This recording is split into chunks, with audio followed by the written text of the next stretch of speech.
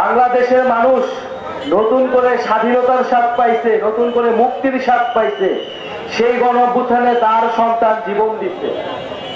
সেই শহীদ রুবেল তার জীবনদানের মধ্য দিয়ে, তার রক্ত দেওয়ার মধ্য দিয়েই আমরা একটা স্বপ্নের কথা, একটা নতুন বাংলাদেশের কথা বলতে পারতেছি। আমরা স্বৈরাচারকে হটাইতে পারছি। শহীদ রুবেল মাত্র ক্লাস 7-এ পড়তো, সপ্তম শ্রেণীতে পড়তো, গার্মেন্টসেও কাজ করতো নিজের পড়াশোনার খরচ মেটানোর জন্য। খুবই গরিব ঘরের সন্তান সেই রুবেল।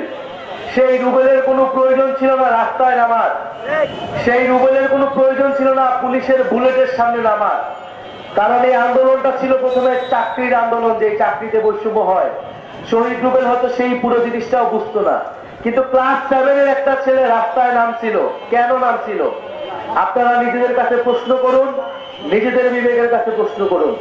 সপ্তম শ্রেণীর একটা ছেলে যদি রাস্তায় নেমে পুলিশের বুলেটের বুকে নিতে পারে, সন্ত্রাসীদের বুলেটের বুকে সাহস করে দাঁড়িয়ে যেতে পারে, স্বৈরাচারকে হটাতে পারে, তাহলে আপনারা আমরা যারা জীবিত আছি তারা কি একটা নতুন বাংলাদেশ গঠন করতে পারবো না? এই যে সপ্তম শ্রেণীর রুবেল, এই যে বাচ্চা বাচ্চা ছেলেরা মেয়েরা শহীদ হইল, জীবন দিল, তাদের জীবনদানের বিনিময়ে হইল আমাদের এই একটা বাংলাদেশকে সুন্দর এবং স্বপ্নের গণতান্ত্রিক এবং বৈষম্যহীন হিসেবে গড়ে তুলতে হবে। প্রিয় বন্ধুগণ, এই গণ অভ্যুত্থানের পরে আমরা অনেক কিছু আশা করেছিলাম, আমাদের সব আশা পূরণ হয় নাই। আমরা এখন এটাই মনে করি যে আমাদের এই লড়াইটা হয়তো চালাইতে হবে। এই গণ অভ্যুত্থানে যারা জীবন দিছে, আমরা দেখতেছি গণ অভ্যুত্থানের পরে আবারও আগের সিস্টেমে, আবারও আগের পুরনো যে নিয়ম কানুন, পুরনো কালচার সংস্কৃতি আমরা দেখছি, সেই সংস্কৃতিতে ফেরত যাওয়ার একটা চেষ্টা হচ্ছে। আমরা হুঁশিয়ারি দিতে চাই যে 24-এর গণ অভ্যুত্থান যারা করেছে তারা কিন্তু এখনো জাগ্রত আছে, এখনো রাজপথে আছে। ফলে যদি কেউ মনে করে আবার পুরনো বন্দোবস্ত, পুরনো দখলদারিত্ব, পুরনো সন্ত্রাসের রাজনীতি আবার ফেরত আনবে, তাদের পরিণতিও কিন্তু স্বৈরাচার হাসিনার মতোই হবে। প্রিয় বন্ধুগণ, আমরা আজকে নীলফামারীতে এসেছি, আমরা শহীদ রুবেলের রক্তের শপথ নিচ্ছি। আমরা সৈয়দপুরে গিয়েছি, আমরা শহীদ সাজ্জাদের কবর জিয়ারত করেছি। এই সকল শহীদরা আমাদের অনুপ্রেরণা। আমরা মনে করি এই মানুষগুলা জীবন দিতে একটা সুন্দর, একটা সমৃদ্ধ বাংলাদেশের জন্য, যে বাংলাদেশে অর্থনৈতিক বৈষম্য থাকবে না, যে বাংলাদেশে আঞ্চলিক বৈষম্য থাকবে না, যে বাংলাদেশে আপনি স্বাধীনভাবে মত প্রকাশ করতে পারবেন, আপনি কথা বলতে পারবেন, আপনার ভাতের অধিকার পাবেন, আপনার খাবারের অধিকার পাবেন, শিক্ষা এবং কর্মসংস্থান পাবেন, আপনি হাসপাতালে গেলে চিকিৎসা পাবেন, আপনি সরকারি অফিসে গেলে আপনাকে দুর্নীতির আশ্রয় নিতে হবে না, দুর্নীতির শিকার হইতে হবে না। এরকম একটা বাংলাদেশের জন্য আমাদের ছেলেরা মেয়েরা, আমাদের ভাই বোনেরা জীবন দিতে আমরা রাস্তায় নামছিলাম। প্রিয় বন্ধুগণ, যদি গণ অভ্যুত্থানের পরে আমাদের এই সকল দাবি পূরণ হয়ে যেত, তাহলে আমাদের রাজনৈতিক দল গড়া লাগতো না। কিন্তু আমরা দেখছি 7 মাস, 8 মাস, আজ 1 বছর হয়েছে, কিন্তু এই সকল দাবি পূরণ করা হচ্ছে না। কেবল নির্বাচন নির্বাচন নির্বাচন বলে আমাদেরকে সামনে একটা মূলা ঝুলানো হচ্ছে। আমরা এই ধরনের কোনো ধোঁকাবাজিতে বিশ্বাস করব না। আমরা অবশ্যই নির্বাচন চাই, আমরা নির্বাচিত সরকার চাই, কিন্তু অবশ্যই এই গণ অভ্যুত্থানে যারা হত্যা করেছে সেই শেখ হাসিনা এবং তাদের দোসর যারা বাংলাদেশের প্রতিটি এলাকায় এলাকায় এখনো লুকায় আছে, তাদেরকে বিচারের আওতায় অবশ্যই আনতে হবে। শেখ হাসিনাকে দেশে এনে বিচারের আওতায় আনতে হবে।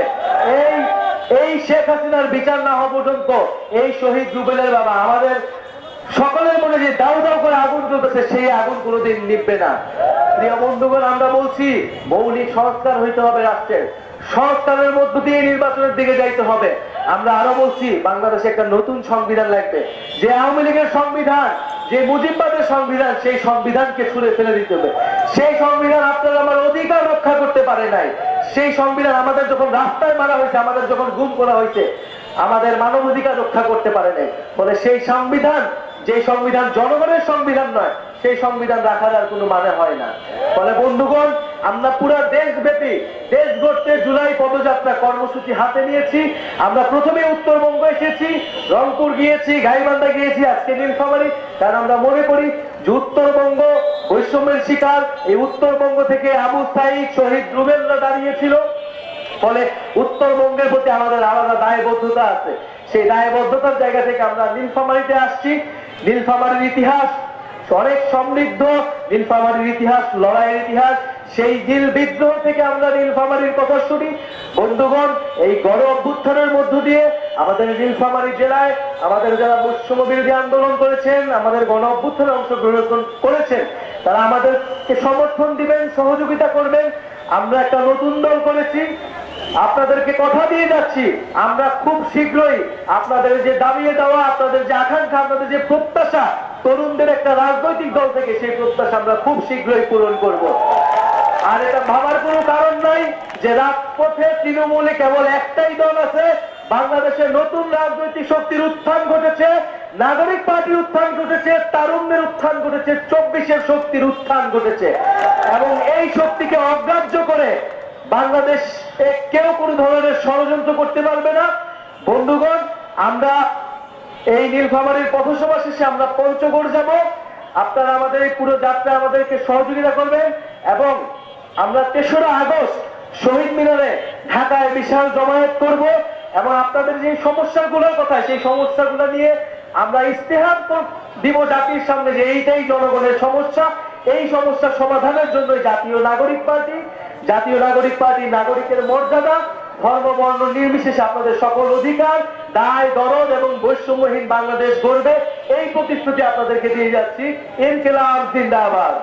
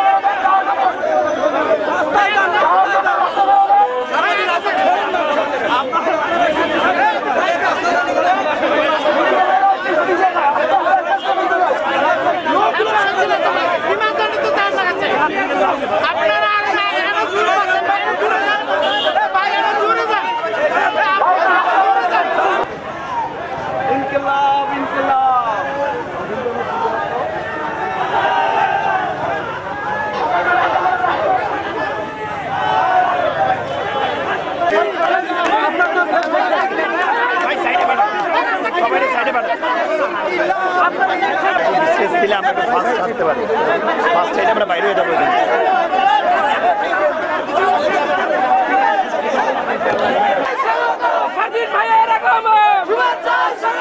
নিয়ন ভাইয়ের পক্ষ থেকে, দল ঢাকার পক্ষ থেকে, নীলফামারীর পক্ষ থেকে, নীলফামারীর পক্ষ থেকে শুভেচ্ছা। ইনকিলাব ইনকিলাব জিন্দাবাদ জিন্দাবাদ। তোমার আমার দল কি? তোমার আমার দল কি? তোমার আমার দল কি? 71-এর দল কি?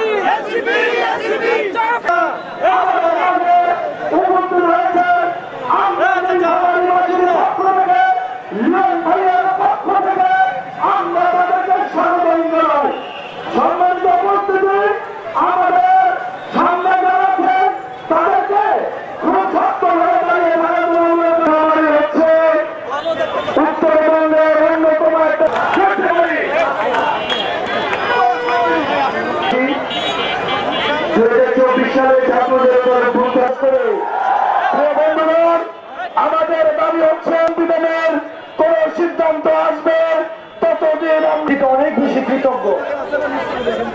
আপনারা বিশেষ করে বৈষম্য বিরোধী ছাত্র আন্দোলন, ওয়ারিয়ার্স অফ জুলাই, 71-এর মুক্তিযুদ্ধ থেকে 24-এর শেষ ব্যারেক পড়েছিল।